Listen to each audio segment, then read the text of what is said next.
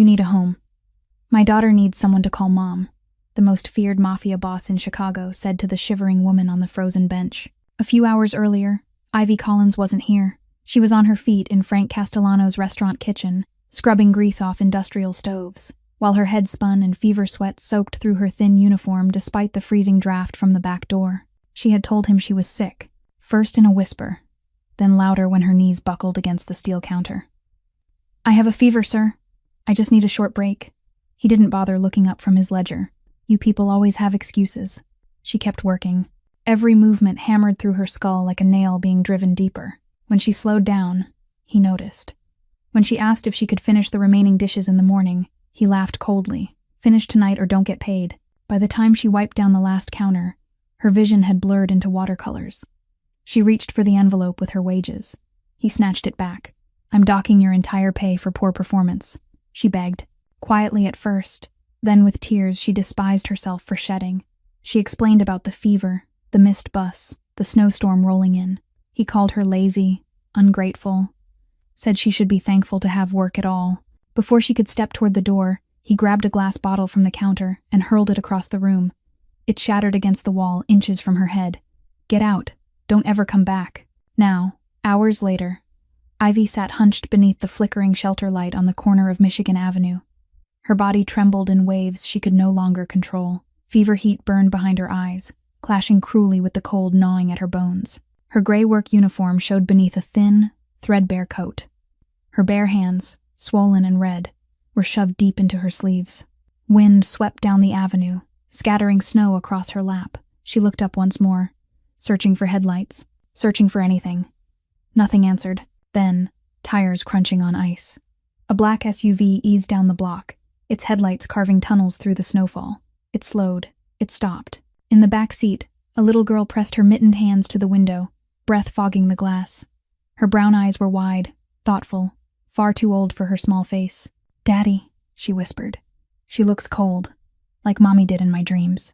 If this story touched your heart, hit the like button and share it with someone who needs hope tonight.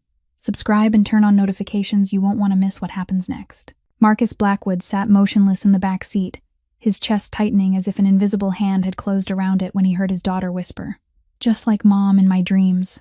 Those 6 words cut straight through the expensive overcoat, through the tailored suit, through every wall he'd built over the last 2 years, and drove into the heart he'd thought had gone numb.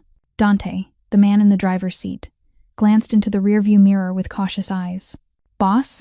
he asked softly, his tone respectful, as if he were speaking to a king. And in a way, he was. Marcus Blackwood wasn't an ordinary businessman. Beneath the seat, a pistol lay in a black leather case, ready for any situation. His gaze was cold and sharp, accustomed to darkness, accustomed to life or death choices ordinary people never had to face. In Chicago, the name Blackwood didn't conjure office towers or polished boardrooms. It conjured fear, respect, and sometimes death. But right now, the city's most notorious mafia boss was only a father looking at his daughter. Lily hadn't spoken to strangers since Celeste was gone. 2 years. 730 days of silence, of shrinking inward, of refusing every attempt at contact.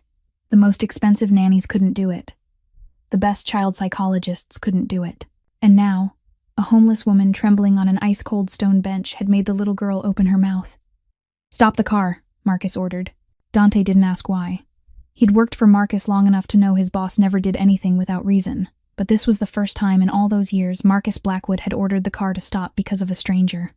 The black SUV eased to the curb.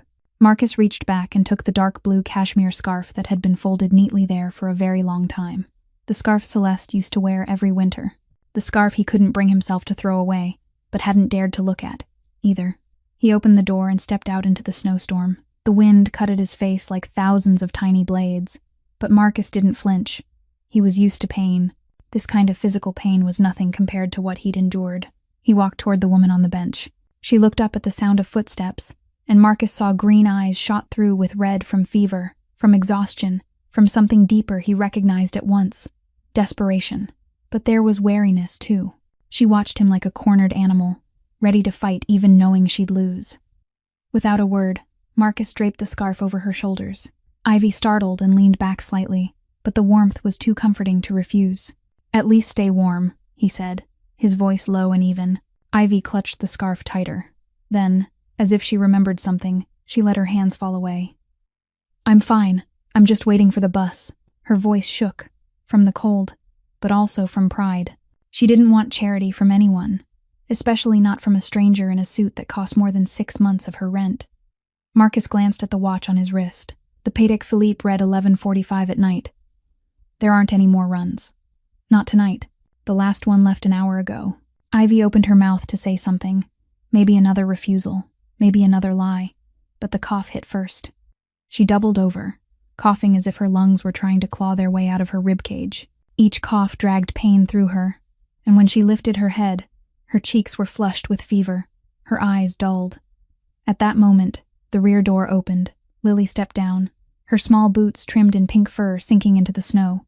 She walked toward them, stopped in front of Ivy, and said in a quiet voice that was strangely firm, "Get in the car. I have a seat." Marcus stared at his daughter, his throat closing.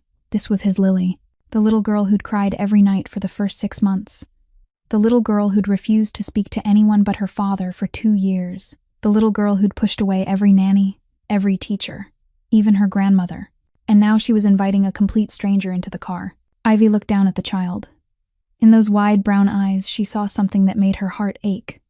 Not a child's curiosity, not carefree innocence, but loneliness, loss, the look she'd seen in the mirror every day since her parents died. The look of a child who'd lost something that could never be replaced, and was trying to keep living without knowing how. Ivy couldn't say no. Not to those eyes. Not to that child. She rose, her legs trembling, and nodded. Ivy climbed into the car, and the warmth hit her at once like a slap. Her skin burned and stung, as if thousands of needles were piercing every cell that had been frozen for hours. She had to bite her lip so she wouldn't moan from the pain. This was the pain of coming back to life, of blood beginning to move again through veins that had nearly stopped. The door shut behind her, sealing her off from the snowstorm outside, and Ivy suddenly realized she was in an entirely different world. The faint scent of expensive leather drifted through the air, the kind of soft, supple leather she'd only ever seen through the glass of luxury shops she'd never dared step into. There was a trace of men's cologne, not heavy but refined, calling up images of high society parties and million-dollar negotiations. The black leather seat held her like an embrace, and Ivy felt out of place, like a stain on a sheet of pure white silk. She sat beside Lily, trying to fold herself as small as possible, not wanting her dirty gray uniform and her frayed, torn coat to brush against anything. But Lily didn't notice any of that. The child looked at Ivy with wide brown eyes. No fear, no hesitation, only a pure curiosity, as if she'd just found an unexpected gift. That look made Ivy think of the way children stare into a fish tank for the first time, full of wonder and delight. Lily tilted her head, and her gaze settled on Ivy's hands. Hands flushed red and swollen from the cold, fingers stiff as kindling. Without a word, Lily reached up, unfastened the butterfly hair clip that was holding back a curl of her brown hair. The clip was tiny, made of pink plastic dusted with glitter, the sort of thing any discount store sold. But the way Lily held it, cradling it like treasure, said it meant far more than that. She placed it in Ivy's palm, her small, warm fingers touching Ivy's ice-cold skin. "Mom gave me this," Lily whispered, her voice as light as breath. "But you need it more than I do right now. It's magic. It scares the monsters away." Ivy went still. She looked down at the hair clip in her hand, then up at the child smiling at her, and she couldn't understand. Why? Why did this little girl trust a complete stranger so completely? Why would she give away a gift from the mother she'd lost to a homeless woman she'd never met? Ivy wanted to give it back, wanted to say she couldn't take it, but her throat tightened and no words could get out. In the front seat, Marcus watched everything through the rearview mirror. His jaw clenched, and Dante could see the muscles in his boss's face tighten. The two men met each other's eyes in the mirror, a silent conversation that needed no words. They both knew this wasn't normal. Lily hadn't spoken to anyone since Celeste died. 2 years of silence. Nannies from the most prestigious agencies had come and gone, and no one had been able to break the wall the child had built. Even the most devoted teachers had given up after a few months. Even Victoria, the girl's own grandmother, had received nothing but empty looks and a cold, unyielding silence. And now, a strange woman, soaked through, trembling, sick, had made Lily open her heart in only minutes. The car began to move, gliding smoothly along the snow-covered road. Marcus turned to look at Ivy in the mirror. "What's your address?" A simple question. The answer should have been simple too, but Ivy stayed silent. She stared down at her torn shoes. Shoes whose soles had worn so thin she could feel every pebble underfoot, and she said nothing. Not because she didn't want to answer, but because she didn't have one.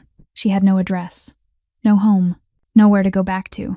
The tiny rented room she'd once had was taken back by the landlord a week ago when she couldn't pay. Her belongings, whatever was left of them, were in the cloth bag she'd forgotten at Frank's restaurant. And now she didn't even have a job to return to so she could go back for it. Marcus watched her in the mirror, and in that cold, sharp gaze Ivy saw understanding. He didn't need her to say it. He already knew. "I was going to take you to a hotel," Marcus said, his voice low and even. "But something tells me that's not what you need." Ivy lifted her hand without thinking and touched the cashmere scarf wrapped around her shoulders. Her fingers glided over the fabric, and she had to hold back a sigh. Soft. Softer than anything she'd ever touched in her life. Not the cheap polyester she bought at thrift stores. Not the rough cotton of the uniforms she wore through long workdays. This was something entirely different. Something she'd only ever seen on women stepping out of luxury cars. Women who lived in a parallel universe from hers. And then she caught the scent. Lavender. Light. Faint. As if it had seeped into every thread a long time ago. Not the bargain perfume sold at the supermarket. This was something refined. Expensive. The kind of fragrance you had to order from little shops in Paris, or from brands she didn't even know by name. The scent of another woman. Lily leaned closer to Ivy, and her whisper sounded like she was sharing a sacred secret. "That's Mom's favorite. She wore it every winter." Ivy's heart missed a beat. She looked down at the scarf, and suddenly it wasn't just a piece of cloth anymore. It was a keepsake. A keepsake from someone who's gone. Something the man in the front seat had held on to for 2 years, and he'd draped it over her shoulders. A homeless woman he'd met less than 10 minutes ago. Ivy hurriedly raised her hands to take the scarf off. She didn't deserve it. She couldn't accept this. This belonged to his wife, to this child's mother, and she was only a stranger getting a ride in their car. But Marcus had seen her movement in the rearview mirror. He lifted a hand, a gesture that was gentle but final. "Keep it. She'd want someone to use it. It's been sitting in a closet for 2 years, covered in dust. That's not what she'd want." His voice stayed even, as if he were talking about the weather or the price of gas. But Ivy heard the crack buried deep underneath. She didn't ask anything else. But Marcus kept going, as if he needed to say it. Needed someone to listen even if that someone was a stranger. A heart condition. Congenital. But she hid it well. Or maybe she didn't know it was that serious. He paused, and Ivy saw his shoulders tighten beneath the expensive coat. One moment she was still smiling. The next moment, she was gone. In the middle of the night. Not a word of goodbye, not a single chance to say what needed to be said. The air in the car suddenly felt heavy as lead. 3 strangers, each carrying an unhealed wound, sitting in this small space and feeling each other's pain without needing words. Ivy understood that feeling. She understood what it meant to lose someone without getting to say goodbye. Her parents had gone the same way. A car accident, a phone call at 3 o'clock in the morning, and her world collapsed. Lily suddenly rested her head on Ivy's shoulder, as naturally as if they'd known each other their whole lives. The child's small, warm body pressed against Ivy's arm, and Ivy went rigid, not knowing how to react. She wasn't used to closeness. She hadn't been hugged, hadn't been touched with gentleness like this in a very, very long time. "You smell nice," Lily murmured sleepily. "Not like hospitals. Mom smelled like hospitals before she went to sleep forever." Marcus turned his face toward the window, and Ivy saw his jaw clench so hard the muscle stood out beneath his skin. His throat worked as he swallowed, trying to hold down something rising inside him. Ivy couldn't see his eyes, but she knew. She knew because she'd been there too, turning her face away so no one would see her cry, swallowing tears until her throat burned. The car kept gliding forward in silence, and Ivy didn't know how long they'd been driving. She was so tired, so feverish, and the warmth of the car was lulling her into a half-awake, half-dreaming haze. Lily had fallen asleep on her shoulder, breathing evenly, softly. Then the car stopped. Ivy opened her eyes and looked out the window, and she had to blink several times to make sure she wasn't seeing things. In front of her was a mansion. No, not a mansion. It was a castle. Glass and stone, modern architecture threaded with old-world grandeur, rising out of the white curtain of snow like a dream. Light from inside spilled warm gold through enormous windows, and the whole building seemed to glow in the frozen night. "Is this your home?" Ivy asked, her voice catching. Marcus didn't answer.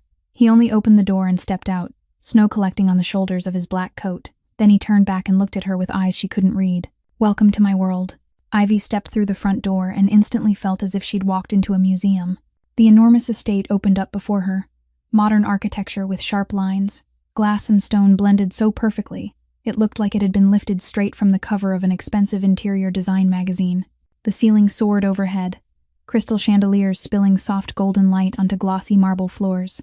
A spiral staircase curved up to the second level, like a sculpture. Everything was flawless. Everything was expensive. And everything was so cold it made her uneasy. Ivy looked around, searching for signs of life, of a family. But there was nothing.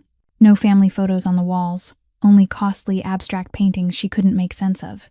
No toys scattered across the floor the way they were in ordinary homes with children. No laughter echoing through the vast rooms, only a heavy silence draped over everything, and shadows lurking in the corners where the light didn't reach. This house felt like a beautiful body with no soul.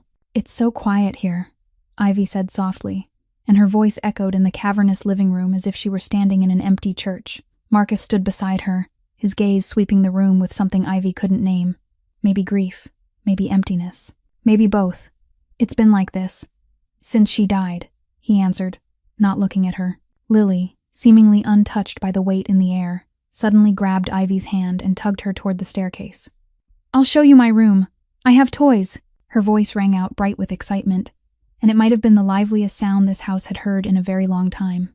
Ivy let Lily pull her along, but as they passed the living room, her eyes snagged on the large television that was on. The volume turned down so low it was almost inaudible. Almost. She still heard it. "The Blackwood Empire continues to dominate Chicago's underground economy. Authorities still can't." Marcus moved so fast Ivy barely saw him. A second later, the screen went dark. Nothing but black. Ivy looked at him, questions flooding her eyes. The Blackwood Empire, the underground economy, the words spun in her mind, trying to fit themselves into a picture that made sense, but Marcus didn't explain. He just stood there, his face unreadable, as if nothing had happened. "Lily, take Ivy up to your room," he said evenly. "I'll be up in a bit." Lily squealed and kept pulling Ivy up the stairs. Ivy glanced back once more before she disappeared around the curve, and she saw Marcus standing at the foot of the staircase, watching them. His eyes followed his daughter with something Ivy recognized as hope, fragile hope, like a candle in the wind, afraid of going out at any moment.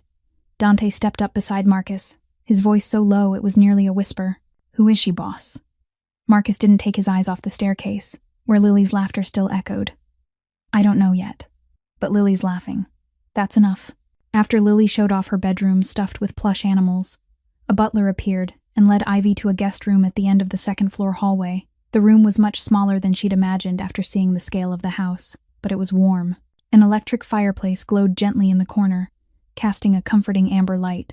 A single bed had been made up with crisp white linens, and on a small table by the window, a mug of hot cocoa steamed, its sweet scent spreading through the air. Beside the cocoa was a small note. Ivy picked it up, and she recognized the firm handwriting, slanted slightly to the right.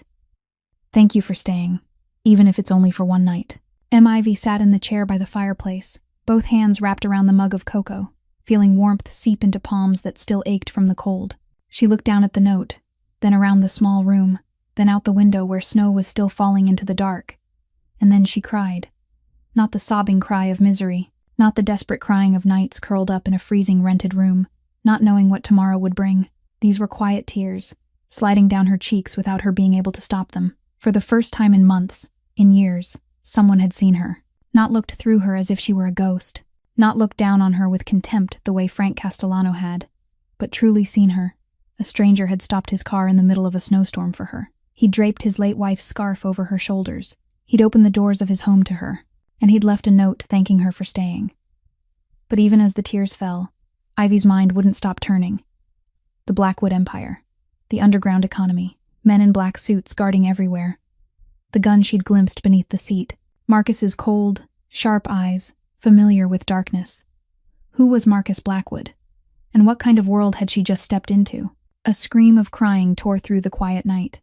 Ivy jolted upright in bed before her mind even had time to process what was happening. The instincts of someone who'd once been a nurse were sunk deep into her blood, and they didn't need permission from reason to move. She burst out of the room, bare feet slapping against the icy wood floor, and ran down the hallway toward the sound. Lily's room. She shoved the door open, and what she saw made her chest tighten. The little girl sat curled up on the bed, her back pressed to the headboard, her brown eyes wide open but seeing nothing at all. Lily was still trapped in a nightmare, caught between dream and waking, and she was crying for someone who'd never come again. "Mom, Mom, don't go. Mom, don't go." This wasn't the crying of a child throwing a tantrum. It was the sound of loss, of pain too large for a soul so small. Ivy stepped closer, but at that moment, Marcus appeared in the doorway. He'd been running, breathing hard, black hair tousled, the face that was usually cold now stripped bare with alarm. He rushed to his daughter's bed, wanting to pull her into his arms, wanting to soothe the pain he'd had to witness too many times over the past 2 years. But Lily shoved him away. "No, you're not Mom. You're not Mom," she screamed, her tiny hands pushing against Marcus's chest, as if he were the enemy. Marcus staggered back, and Ivy saw the pain on his face as clearly as an open wound. This was a man who could make all of Chicago tremble, a man who, from what she'd heard on the television, ruled the underground. But right now, he was only a helpless father, unable to reach his own child, unable to ease the hurt of the person he loved most in the world. Ivy didn't think. She moved on instinct. She didn't try to hug Lily, didn't try to touch her, didn't try to offer hollow comfort. Instead, she sat down beside the bed, keeping a safe distance, and began to sing. A lullaby her mother used to sing to her every night when she was small, about the stars in the sky, about gentle dreams, about the peace of the dark. Her voice wasn't pretty, and it trembled from exhaustion and from the fever that still hadn't fully broken. But she sang, softly and steadily, like a stream flowing over smooth stones. Lily kept crying, but the sobs began to ease. Those wide brown eyes, still glossy with tears, started to focus on Ivy. Her breathing slowed, from choking hiccups to shaky breaths, then gradually into something more even. The nightmare was loosening its grip. Little by little, Ivy kept singing, not stopping, until Lily was fully awake. The child looked at her, eyes still wet, lips still trembling, and then her small hand reached out and grabbed Ivy's hand like a lifeline in rough water. "Don't go," Lily whispered, her voice raw from crying. "Please, stay until the monsters are all gone." Ivy squeezed her hand gently, those tiny warm fingers resting in her palm. "I'll stay, I promise." Marcus stood beside the bed, watching in silence. Since Celeste died, no one had been able to calm Lily when the nightmares came. No one. He'd hired the best nannies, the most expensive child psychologists. They'd all failed. He'd tried himself, night after night sitting by his daughter's bed, enduring the shoves, the screaming, the refusals, and he'd failed too. But this woman he'd met less than half a day ago, had done what no one else could. Lily drifted back to sleep, her hand still holding Ivy's. Her face was peaceful, her breathing steady, and for the first time in 2 years, she looked like a normal child asleep, not a child fighting the ghosts of the past. Ivy gently slipped her hand free, pulled the blanket back up over Lily, and stood. She and Marcus stepped into the hallway, closed the door, and stood in the darkness. "How did you do that?" Marcus asked, his voice rough. Ivy looked down at her bare feet, her toes already starting to go numb on the wood floor. "I didn't do anything special. I just stayed. Sometimes that's all someone needs." Marcus looked at her, and this time he looked a little longer than he had to. The cold, shadow-used gaze she'd seen all night softened. Not completely, just enough for her to feel the difference. "Thank you," he said. Just 2 words. But the way he said them, low and sincere, carried far more than that. Then his hand lifted and gently brushed a loose strand of hair from her face, the strand that had fallen free when she'd run out too fast. His fingers grazed her cheek, only for a moment, but it was enough to make them both freeze. Marcus stopped, as if he'd realized what he'd done. Ivy couldn't breathe, her heart pounding so hard she was afraid he'd hear it. They stood there in the hallway darkness, only a step apart, and the air between them suddenly felt thick. Marcus was the first to break the moment. He took 1 step back, and the safe distance returned. "Get some rest. You're still not well." Ivy nodded, not trusting herself to speak. She turned and walked toward her room, but she could feel his gaze following her, and she knew, without looking back, that something had shifted. Between them, in this house, in this night. Morning sunlight slipped through the curtains and woke Ivy the next day. She lay still for a moment, staring up at the unfamiliar ceiling, and the events of last night rushed back like a flood. The ice-cold stone bench, the black SUV, the little girl with eyes too old for her face, the man with the blade, sharp gaze, the Blackwood Empire, the underground economy, the nightmare in the middle of the night, the small hand gripping hers.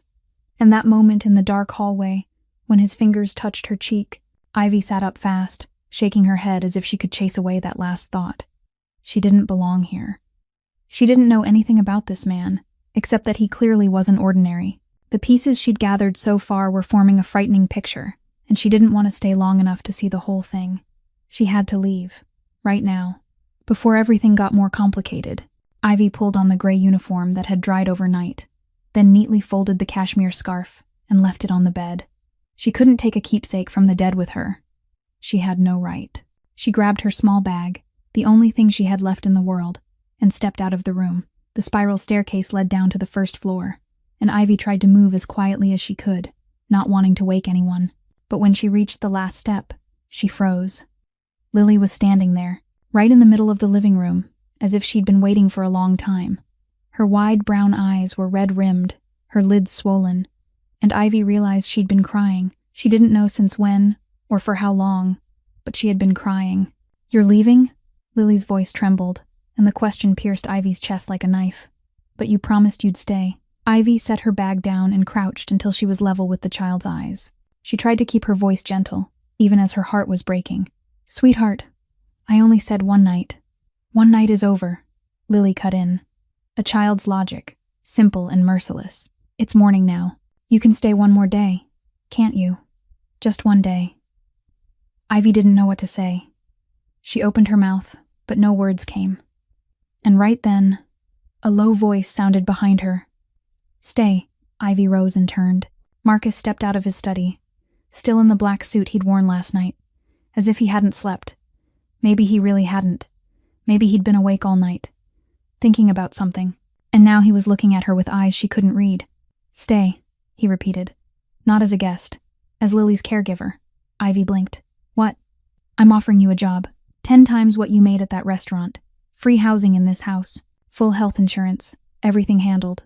Marcus listed it the way a businessman would recite the terms of a contract, but his eyes never left hers. Ivy shook her head, trying to pull her reason back through the storm of information. "Why me? You don't know anything about me. I could be anyone.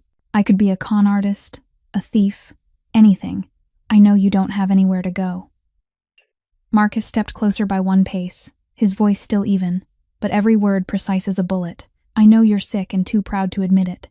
I know Frank Castellano threw you out like trash, and I know my daughter laughed for the first time in 2 years because of you. That's enough." Ivy felt the blood drain from her face. "How do you know about Frank?" Marcus didn't answer directly. He only shrugged, a small gesture loaded with meaning. "I know a lot of things about this city."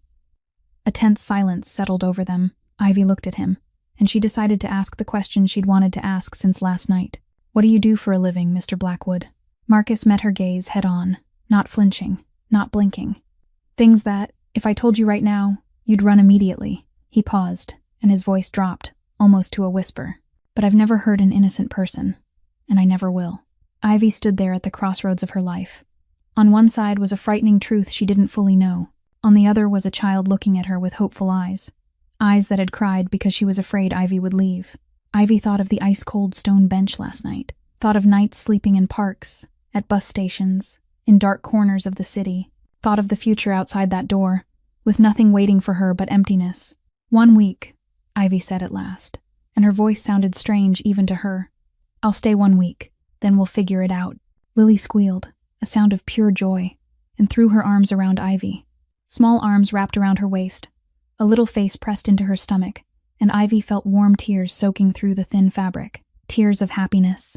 She laid a hand on Lily's head, gently smoothing the child's hair, then lifted her eyes to Marcus. He was watching them, and for one brief moment, she saw something soften in the eyes that were usually so cold. Then it was gone, as quickly as it had appeared. Ivy knew she'd just signed a deal with the devil, but looking down at the child clinging to her, she couldn't regret it. 2 weeks passed faster than Ivy expected.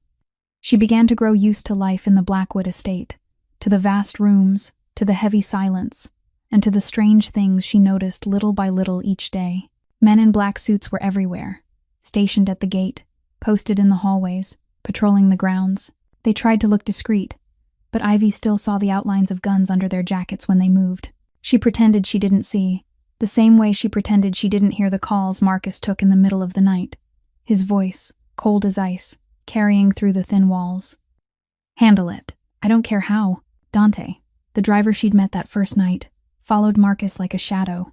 Whenever Marcus was home, Dante was nearby, sharp eyes sweeping every corner of every room as if he were hunting an invisible threat. And there were rooms in the house Ivy wasn't allowed to enter. The doors were always locked, cameras mounted on every corner, and no one ever explained why. She didn't ask. She didn't want to know the answer. But then one night, she did know. Ivy couldn't sleep. Thirst dragged her out of bed and down to the kitchen for water. The house was dark, lit only by the faint glow of night lights marking the way. She passed the hallway leading to Marcus's study, and she heard voices. The door was cracked open by a narrow sliver, warm yellow light spilling out. Ivy knew she shouldn't look. She knew she should turn around, go back to her room, pretend nothing was happening. But her feet didn't listen. She moved closer, and through that thin opening, she saw everything. A man was kneeling on the floor, his face bruised, his lips swollen, his whole body trembling like a leaf in the wind. Marcus stood over him, tall and terrifying, his voice as cold as ice. "You stole from me. No one steals from me and walks away like nothing happened." Dante stood nearby with a gun in his hand, the barrel pointed at the floor, but ready to lift at any second. The man on the ground cried and begged, but Marcus didn't soften. "You have 24 hours to pay back every cent. If I see your face after that and you don't have my money." Marcus bent down, grabbed the man's chin, forced him to look straight into his eyes. "You won't have a face left for anyone to look at." Ivy backed away, her heart pounding like a drum. She almost tripped, but she caught herself, spun, and ran back to her room as fast as she could. That night she didn't sleep. She lay in bed staring at the ceiling, while the image of Marcus standing over that begging man replayed again and again in her mind. This was who Marcus Blackwood really was. The boss, the man who ruled the underground, and she was living under his roof. But life kept moving, and strangely, the house began to change.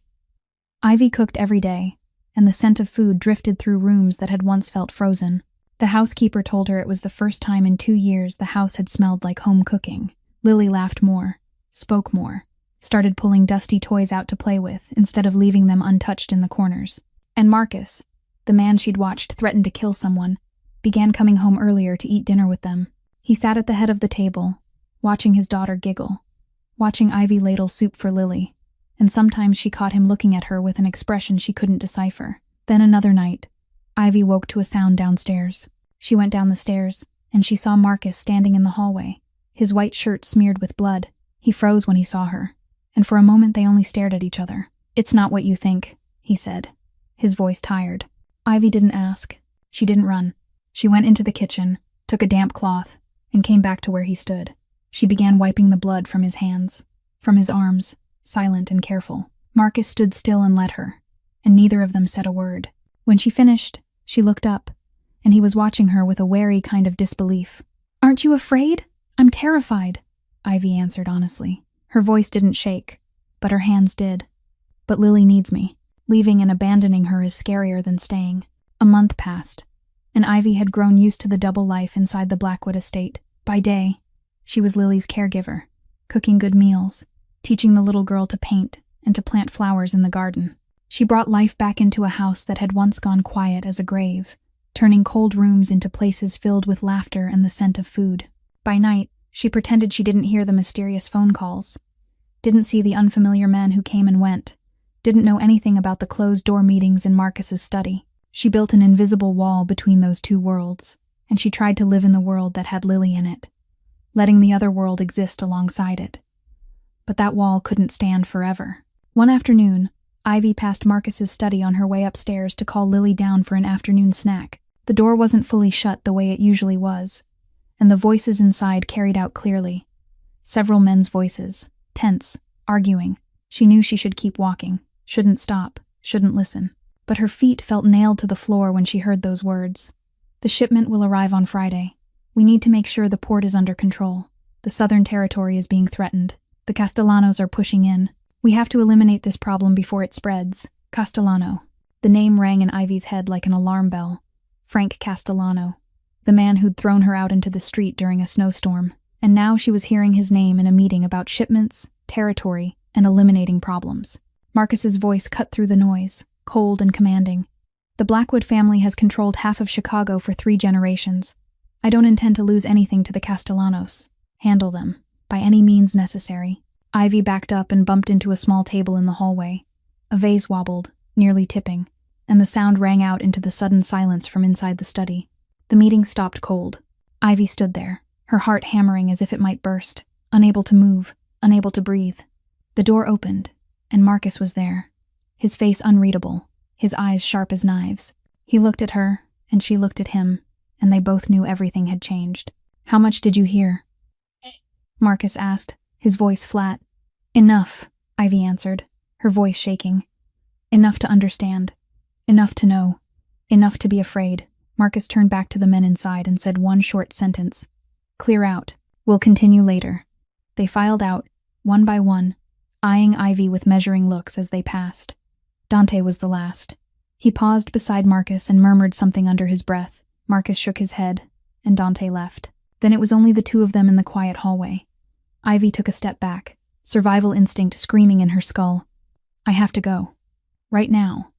"You can go," Marcus said, not trying to stop her. "I won't keep you here, but at least let me explain. You deserve to know." "Know what? That you're a mafia boss? That you kill people? That I've been living under the roof of a criminal for a month?" Ivy's voice rose, hysteria beginning to creep in. Marcus didn't deny it. He only stood there, looking at her with tired eyes, and began to speak. "I didn't choose this life." His voice was low, distant, as if he were talking about someone else. "My father was the boss before me. When I was 19, he was killed. An assassination right in front of my eyes. And the people who killed him didn't stop there. They wanted to wipe out the whole family. My mother, my sister, all of them." He paused, his jaw tightening. "I had 2 choices. Run and watch my family get killed one by one, or take over and protect them. I chose the second. I didn't have a choice." Ivy stood there listening, and she hated herself because part of her understood, part of her felt it. "Celeste," Marcus went on, his voice softening when he said his wife's name. "She was the only one who ever made me want out. She saw the man inside me, not the monster the world sees. I had a plan. I had everything arranged to leave this life. And then she died, before I could do anything." A heavy silence settled between them. Marcus looked at Ivy, and for the first time she saw the fragility hidden under the armor. "I'm not asking you to forgive me. I'm not asking you to understand. I'm only asking you not to abandon Lily. She's innocent in all of this. She needs you." Ivy held her bag and stood between the front door and the hallway leading upstairs. She looked toward Lily's bedroom at the end of the hall, where the door was slightly open and a nightlight spilled a gentle glow. Inside, she knew Lily was sleeping, hugging her teddy bear, unaware of the storm about to crash into her life. That night, Ivy couldn't sleep. She sat in the chair by the window, staring into the pitch black outside, and weighed everything. Inside her head, an endless war raged between reason and heart. On one side was safety, morality, common sense. She should run. She should leave this house immediately, before she was pulled any deeper into the frightening underworld she'd just glimpsed. Marcus Blackwood was a mafia boss. He controlled half of Chicago. He threatened to kill people as if it were ordinary conversation. She didn't belong in that world. She shouldn't be here. But on the other side was Lily. The house that was slowly coming back to life. The laughter that had returned after 2 years of silence. The nights she sang the child to sleep. The mornings they made pastries together. The way small fingers gripped her hand whenever fear rose up. And there was Marcus, too. The man with the blade, sharp eyes that softened every time he looked at his daughter. The man who'd stopped his car in the middle of a snowstorm for a stranger. The man who'd spoken of Celeste in a voice full of pain. Ivy sat there until dawn began to pale the window, and then she stood, gathered the few things she owned, and carried her suitcase down the stairs. She'd decided. She had to go. For her own safety. For morality. For every reasonable argument she'd listed to herself all night long. But when she reached the last step, she froze. Lily was standing there, right in the middle of the living room, blocking the way to the door. The child wore rabbit pajamas and clutched a teddy bear so tightly her small fingers had gone white. Her brown eyes were red and swollen, and tears were still sliding down her cheeks. "You're leaving." Not a question, a statement. Lily's voice shook, but it was certain. Just like Mom. Ivy started, but the child didn't let her finish. Mom said she'd come back too. Mom said she was only going to rest for a little while. Lily's voice cracked, and she began to sob. She didn't come back. Never. Ivy set the suitcase down and crouched until she was level with the child's eyes. Her heart hurt like someone was crushing it in their fist. "I'm not your mom, sweetheart." "I know," Lily hiccuped, tears spilling in streams down her cheeks. "But you're like her. When you sing, when you hold my hand, when you make pancakes, it feels like I have Mom. Please don't go. Please." Ivy looked up and saw Marcus on the staircase. He didn't speak, didn't interfere, didn't try to persuade her to stay. His face was stone, expressionless, but his eyes were desperate. He'd accepted that he'd lose her. He'd prepared himself for this moment, and he wouldn't stop her if she wanted to leave. Ivy looked down at the child crying in front of her, and every memory of the past month came rushing back. The nights she'd soothed Lily through nightmares, the sunny breakfasts in a kitchen full of light, the child's laughter echoing through a house that had once been dead quiet, the way Lily held her hand when she was afraid, as if Ivy were the only lifeline in a storm-tossed sea. And Ivy understood she couldn't go. Not because of Marcus, not because of this house, but because of the child standing in front of her, a child who'd already lost her mother and was terrified of losing one more person. Ivy lowered her suitcase to the floor. "I'm not going anywhere." Lily stood there for a second, as if she couldn't believe she'd heard correctly. Then she threw herself into Ivy's arms, sobbing into her shoulder. Small arms wrapped tight around Ivy's neck, and Ivy held her back, one hand smoothing her hair, one hand patting her back. Ivy heard a long exhale from the staircase, and when she looked up, she saw Marcus breathe out as if he'd just been spared. His shoulders sagged, and for one brief moment, the armor fell away, leaving only a man who was exhausted and grateful. "But we need rules, Marcus." Ivy rose, still holding Lily in her arms. "If I'm staying, I need to know I'm safe. Lily needs to be safe. No one brings violence into this house when she's here." Marcus nodded, his gaze serious. "You have my word. No one touches you.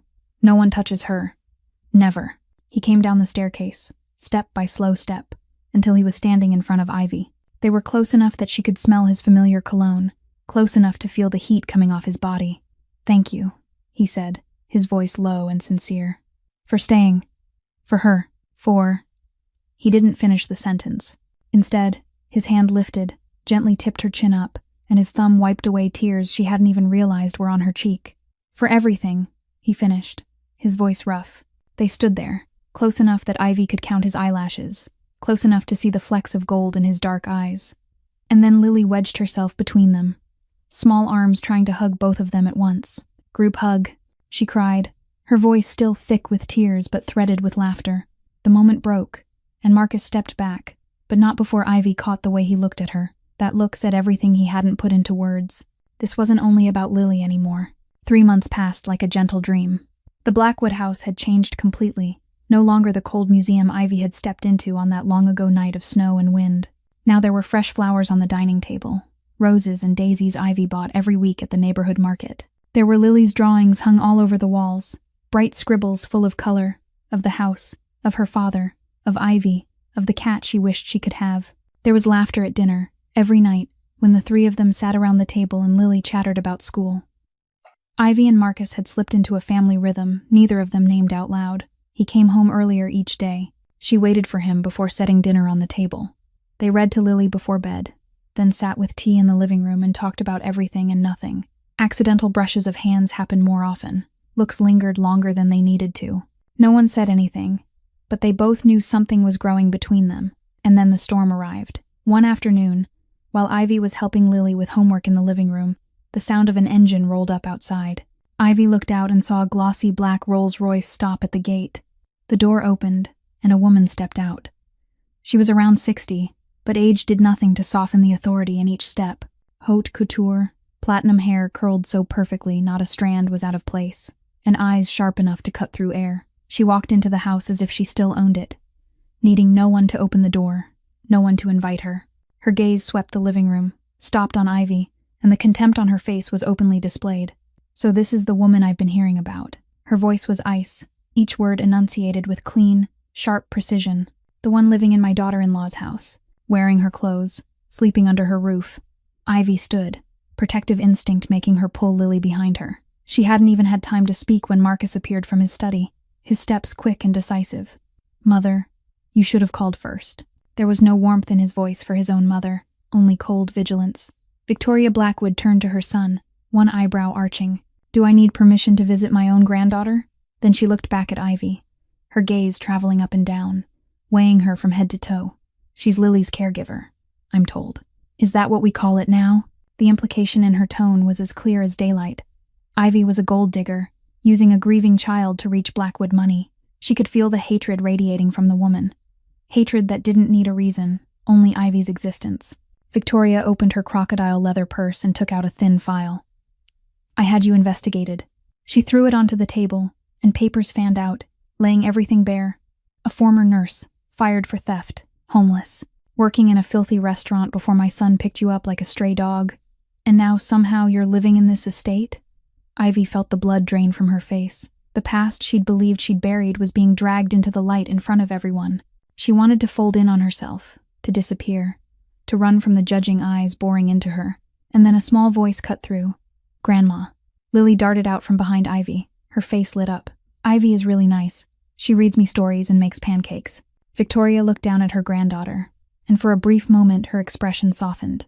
But then she lifted her eyes back to Ivy, and the hatred returned, stronger than before. "You've manipulated a grieving child. Disgusting." Ivy drew a deep breath. She could bow her head, stay silent, let this woman grind her down the way so many others had. But she wasn't the trembling girl on an ice-cold stone bench anymore. She straightened her back, lifted her chin, and met Victoria's eyes. "I was cleared of those accusations, Mrs. Blackwood. There was no evidence because I didn't do it. I'm innocent." Victoria gave a cold laugh, a sound with no warmth in it at all.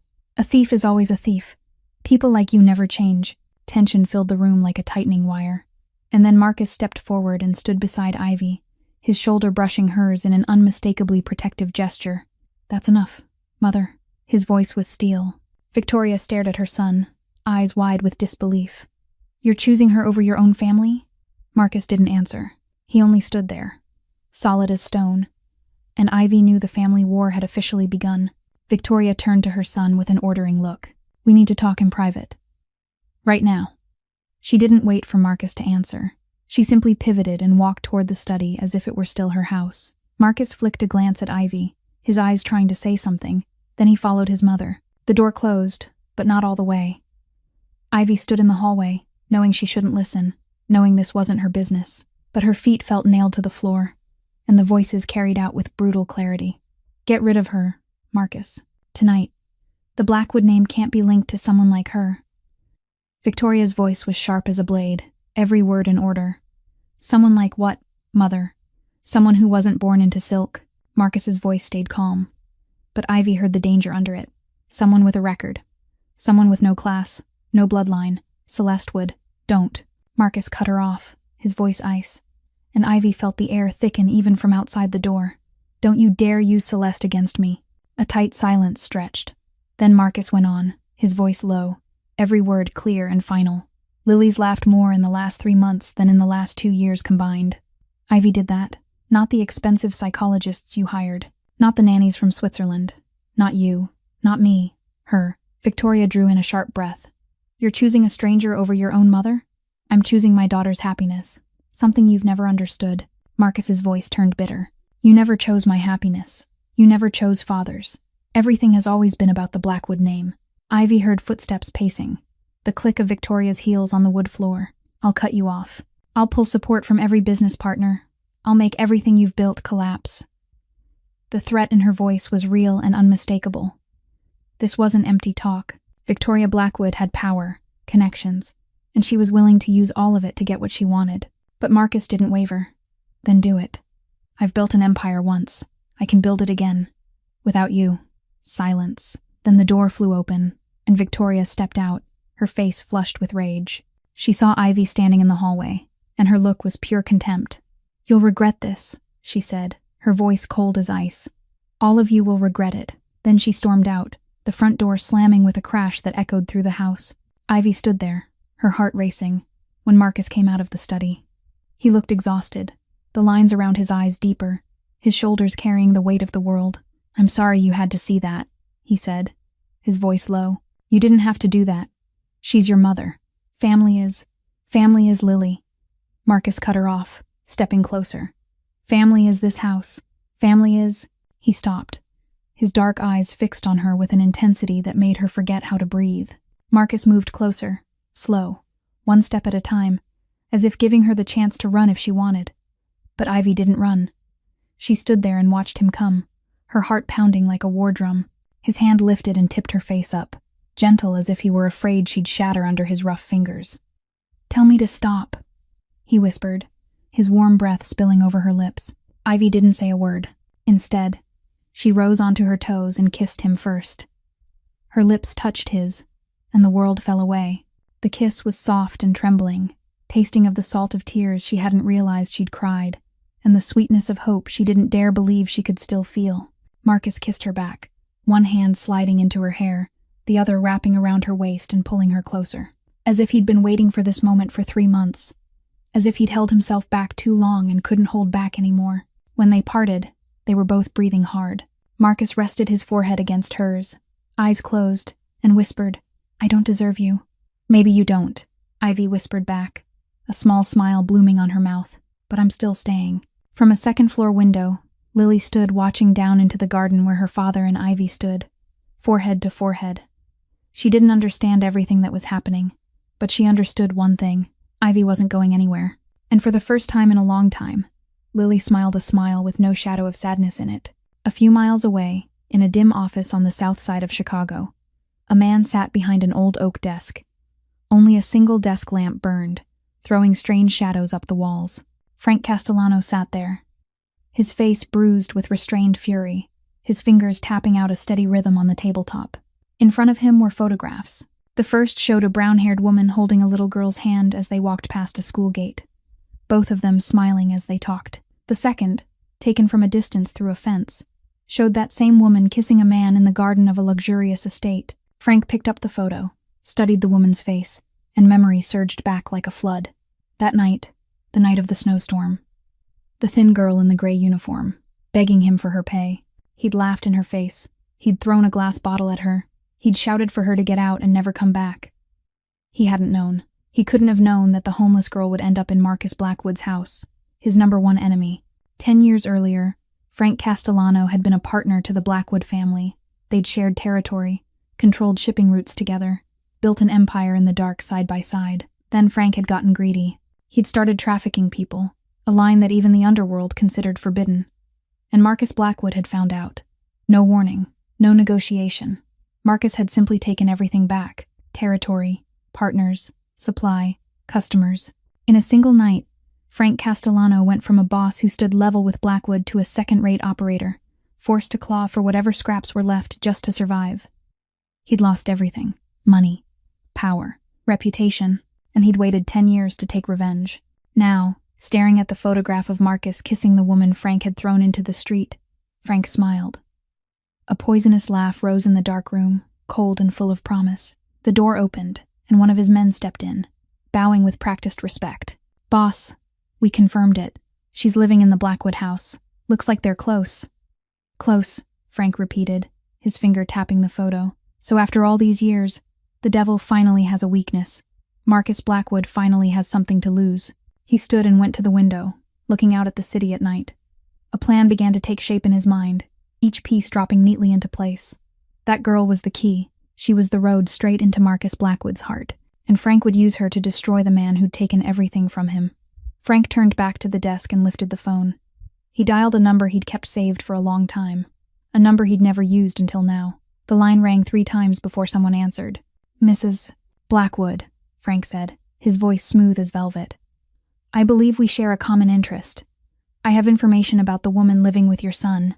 Information that could help both of us get what we want. Silence on the other end. Long.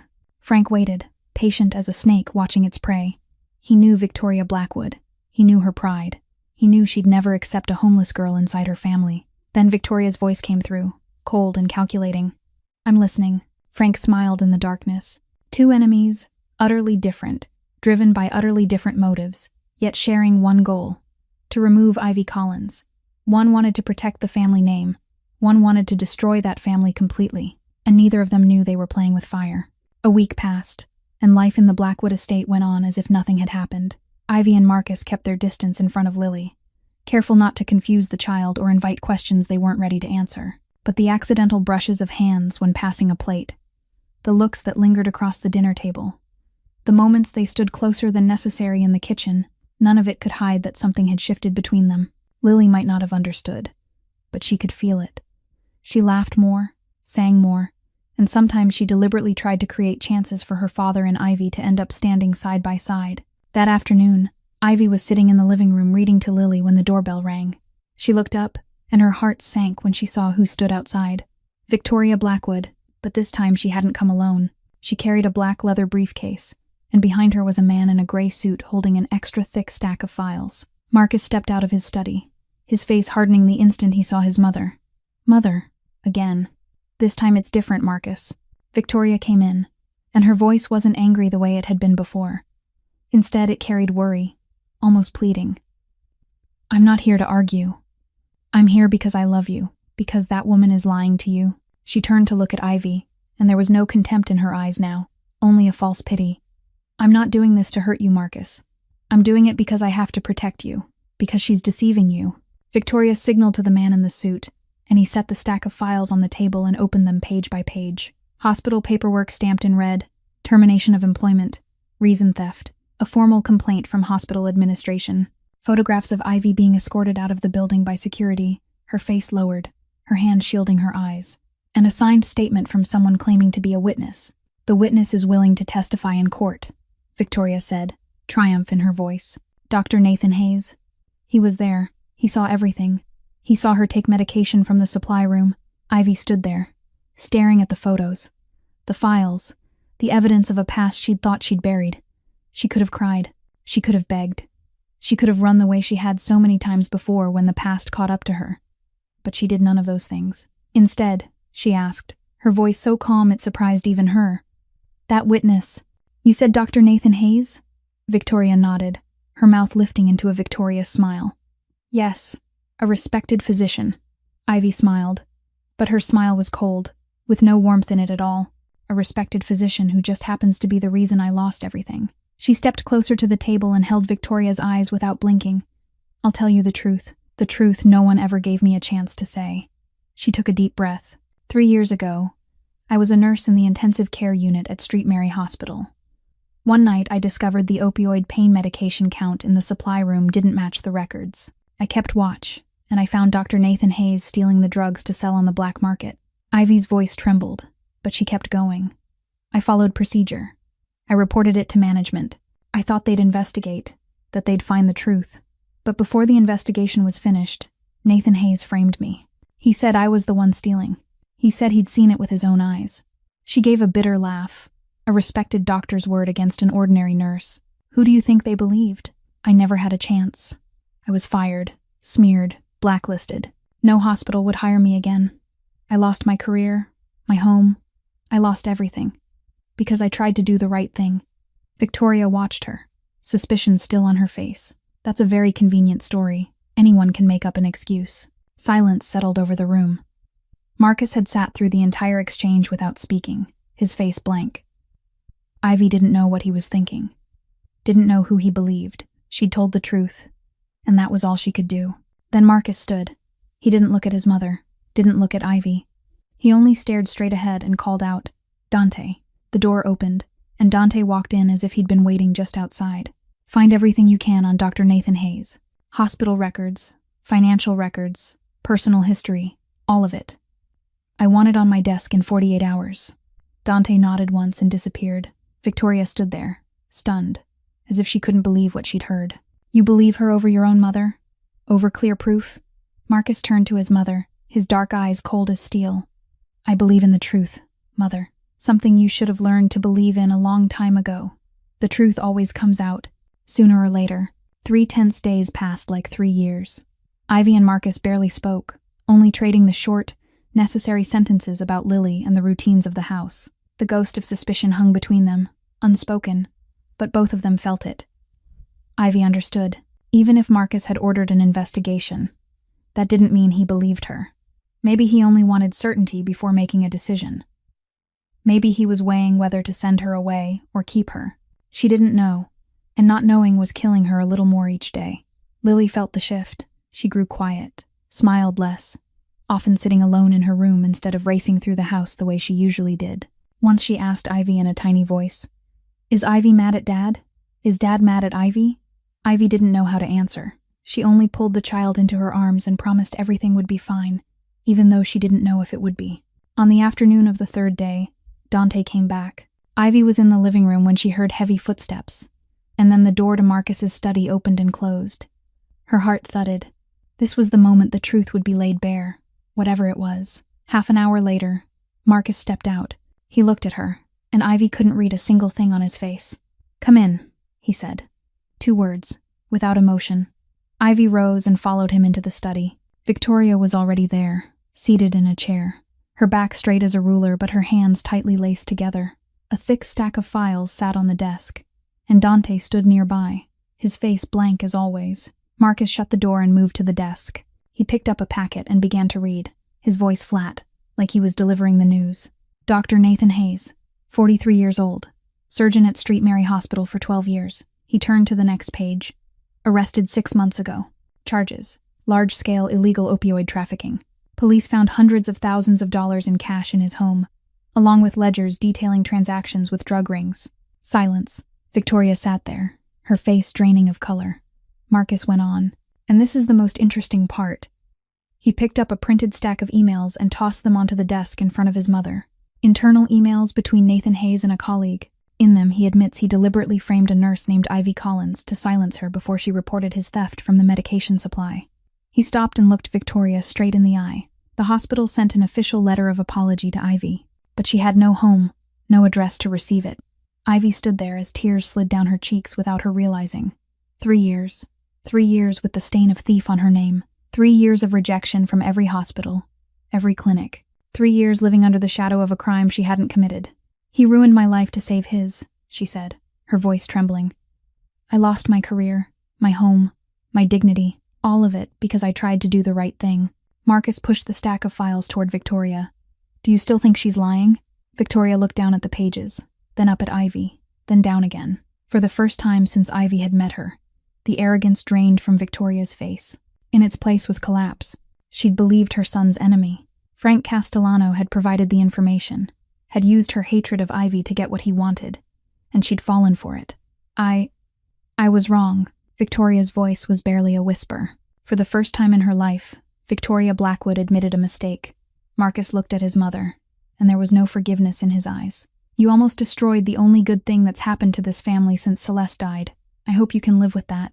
Victoria stood, not meeting anyone's gaze. She headed for the door, but stopped in front of Ivy. There was no apology. Victoria Blackwood was too proud for that, but her eyes said everything her mouth couldn't. Regret, shame, and something that looked almost like respect for the woman who'd stood upright through every storm. Ivy nodded. "I don't need an apology, Mrs. Blackwood. I only need you to stop trying to separate me from Lily." Victoria looked at her for a long moment, then nodded and walked out. The door closed behind her, and this time, she wasn't an enemy anymore. Somewhere in the city, Frank Castellano had just lost his most important piece. A peaceful week slipped by, smooth as a lake with no ripples. Too smooth, like the hush that comes right before a storm. But Ivy didn't let herself think about that. She was too happy to make room for it. Everything was better than it had ever been. Victoria had retreated, no longer appearing with accusations and that scornful stare. Ivy and Marcus were closer, their touches no longer accidental, their kisses no longer something they had to hide. And Lily, so happy she almost seemed to glow, ran through the house singing nonsense songs she made up on the spot. That afternoon, Lily came home from school the way she always did. Dante drove her, like he had every day for the past 4 months. Ivy stood in the kitchen getting her snack ready, the chocolate chip cookies Lily loved most. She checked the clock. 4 o'clock. Lily would be home in 15 minutes. 4:15. Ivy began arranging the cookies on a plate. 4:30. She looked out the window. No car, maybe traffic, she told herself. 4:45. Ivy called Dante. No answer. 5 o'clock. Marcus stepped out of his study, his face tight with tension, asking where Lily was. Ivy shook her head, her throat closing. saying she didn't know and Dante wasn't picking up. 5:15. Marcus's phone buzzed. He looked at the screen, and Ivy watched the blood drain from his face. He stood there, as if he had turned to stone, eyes locked on what he saw. Then he turned the phone so she could see it too. A photograph. Lily sitting on a wooden chair, her hands tied behind her back, tape over her mouth, those wide brown eyes swimming with tears and terror. Beneath the photo was a message demanding $10 million in cash, naming an old warehouse on 47th Street, ordering Marcus to come alone, warning that if he didn't, his daughter would die, and saying he had 3 hours. Ivy felt her knees buckle. She had to grip the edge of the counter to keep from collapsing. Lily, little Lily, the child who'd told Ivy she looked like her mother in dreams, the child who'd clung to Ivy's hand whenever fear crept in. Now she was out there somewhere, alone, trapped inside a nightmare with no idea when it would end. The rest came fast, like blows you couldn't brace for. Marcus's men found Dante in the car, 3 blocks from Lily's school. He'd been shot in the shoulder, unconscious but alive. 3 gunmen, appearing out of nowhere, too fast for him to react. And the man behind it all, Marcus confirmed almost immediately, was Frank Castellano. Marcus went wild. For the first time since Ivy had known him, she saw him lose control completely. He smashed the wall mirror, blood running from cuts across his hands that he didn't even seem to notice. He overturned a table, hurled a chair, his voice roaring like an animal, swearing he'd kill Frank and burn everything he had. Ivy stepped in close, cupped Marcus's face in both hands, and forced him to look at her. She told him to stop and listen, her voice steady even while her heart was breaking. Rage wasn't going to save Lily. They needed a plan.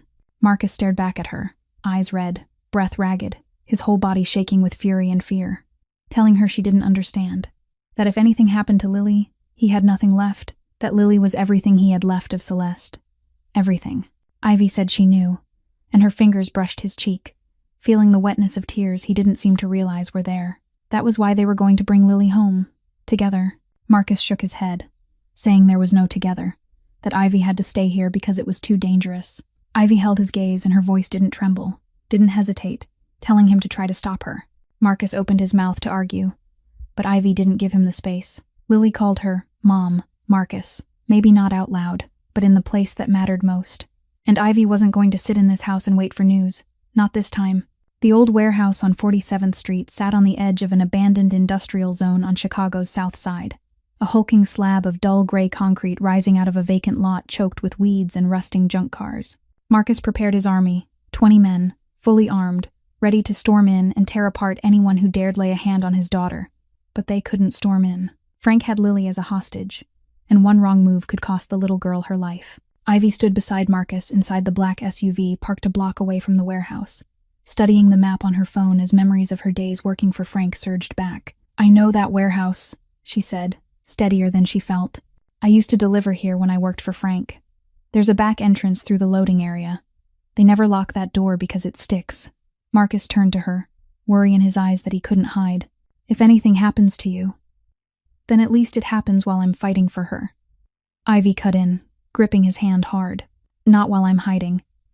I can't sit here and wait, Marcus. I can't." The plan came together in a handful of minutes. Marcus would go in through the front with the money, buy time with Frank any way he could. At the same time, Ivy would slip in through the back, find Lily, and get her out. Simple in theory, deadly in reality. Ivy held on to what Marcus had taught her over the past 3 months. How to defend herself, how to move through darkness, how to stay calm when everything around her was collapsing. She'd never imagined she'd have to use those skills. At 8:45 that night, they arrived. The warehouse was black as ink, only a few weak bulbs inside casting thin yellow streaks through filthy windows. Marcus looked at Ivy one last time, and in that look were 1,000 things he wanted to say, and no time to say any of them. Then he stepped out, the suitcase of cash in his hand, and walked toward the front door. Ivy waited until he vanished inside, then she moved. She followed the back wall of the warehouse, her body pressed close to the freezing concrete, each step as light as a feather. The loading dock door was exactly where she remembered it, and just as she'd guessed, it wasn't locked. She slipped inside, and darkness swallowed her whole. Her heart hammered like a war drum, but she forced herself into stillness. Lily needed her. She didn't have the right to be afraid. She moved through empty shelving and forgotten aisles, remembering every corner from the days she delivered shipments. Left at the third set of shelves, straight through the packing area, The storage room in the back, where they used to keep leftover stock. That was where they'd hold Lily. Voices echoed from the front of the warehouse. Frank's voice, smug and poisonous. Marcus's, cold as ice but controlled. They were talking, bargaining, buying time. Ivy found the storage room. Through the crack of a partly open door, she saw Lily on a wooden chair, her hands tied, her eyes glossy with tears, and a guard standing beside her with a gun in his hand. Ivy waited. Each second stretched into an hour. Then shouting exploded from the front, the slam of a fist, curses ripping through the air. The guard turned toward the noise, distracted for just a second. 1 second was enough. Ivy surged in with a fire extinguisher in her hands and brought it down hard on his head before he could react. He hit the floor with a dull thud and went still. Ivy rushed to Lily, her hands shaking as she worked the knots loose. "Ivy," Lily sobbed, her voice thick and broken. "I knew you'd come." "Shh, sweetheart. I'm getting you out. Quiet, okay?" Ivy pulled Lily into her arms and started toward the back exit. They were almost out. Only a few more steps. Then a shadow filled the doorway. Frank Castellano stood there with a gun, a vicious smile on his mouth. Well, the stray dog thinks she's a hero." Ivy shoved Lily behind her and planted herself between the child and the weapon, her body a shield. Her heart went wild, but she didn't step back. Frank aimed the gun at her, his eyes flat with cruelty. "You should have stayed on that frozen stone bench, sweetheart. That would have been a gentler death than what I'm about to give you." "If you want to kill her," Ivy said, her voice steady, "you'll have to kill me first." Frank laughed, the sound echoing in the dark warehouse. "That can be arranged."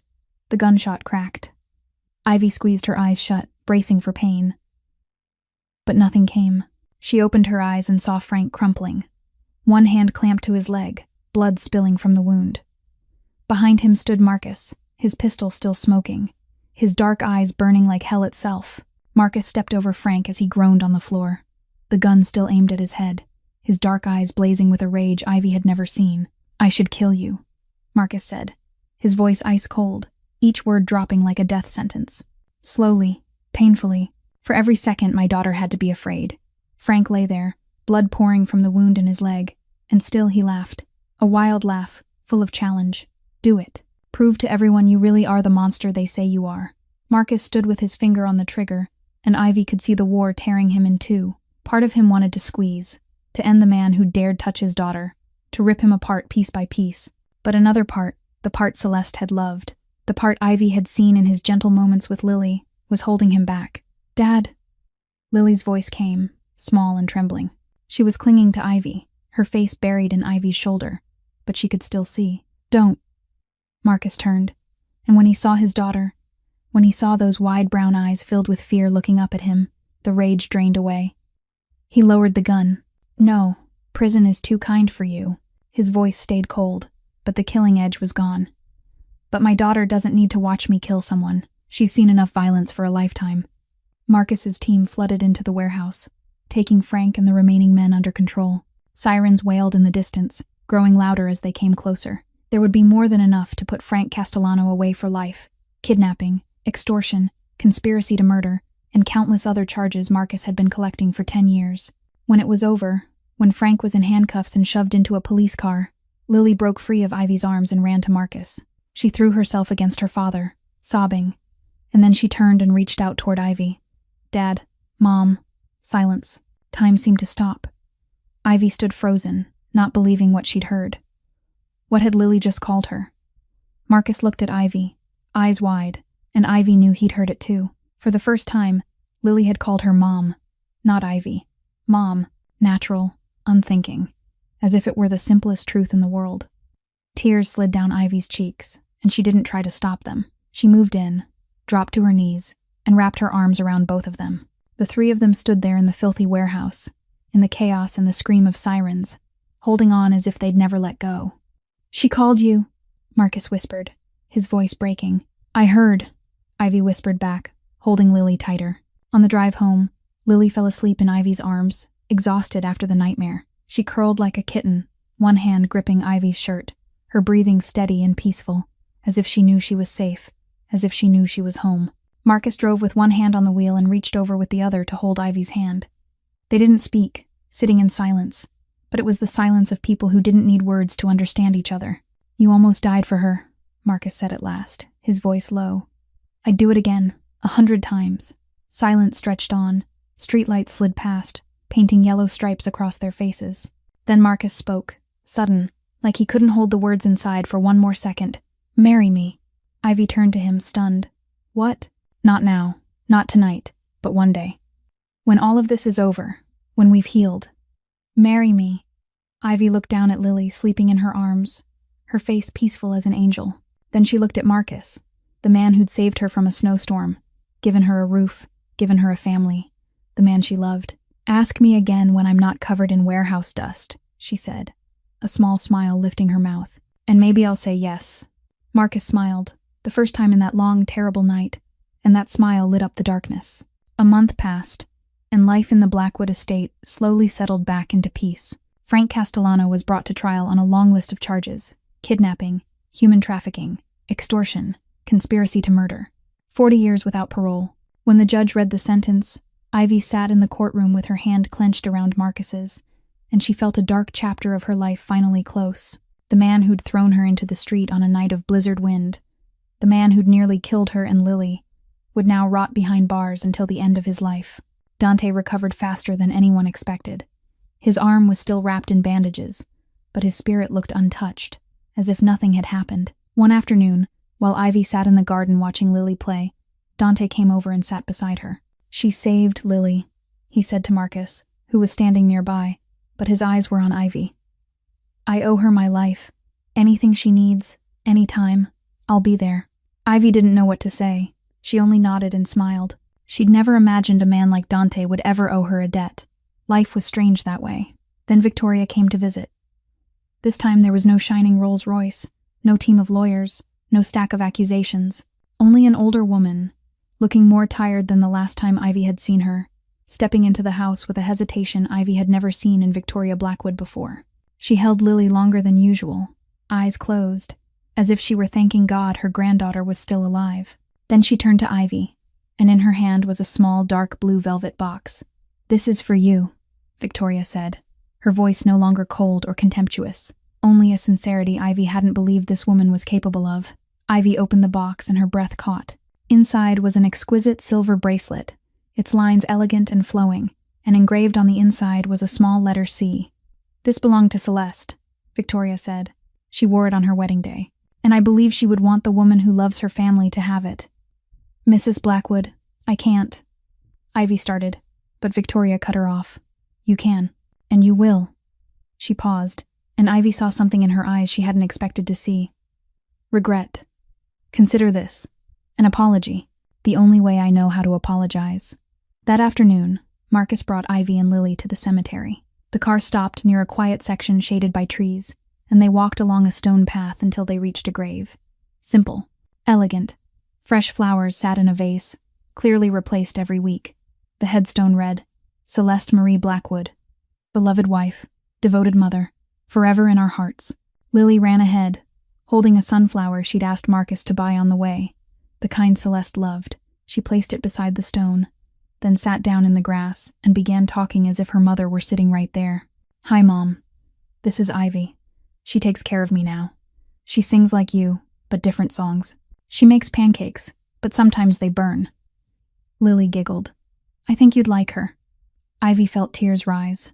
She knelt beside the grave, beside Lily, and she began to speak, her voice a whisper, like she was sharing a secret with an old friend. "I'll never replace you. I'll never try to. But I promise I'll love them, both of them, with everything I have. I promise I'll keep Lily safe. I'll make her laugh. I'll be there when she cries. And I promise I'll take care of Marcus too, even when he thinks he doesn't need it." Marcus stood behind them and heard every word. When Ivy rose and turned, she saw his eyes were wet. "She'd like you," he said, his voice thick. "She liked picking up strays too. That's how she ended up with me." Ivy leaned into him, her head resting on his shoulder, and smiled. "Then, maybe it's a family tradition."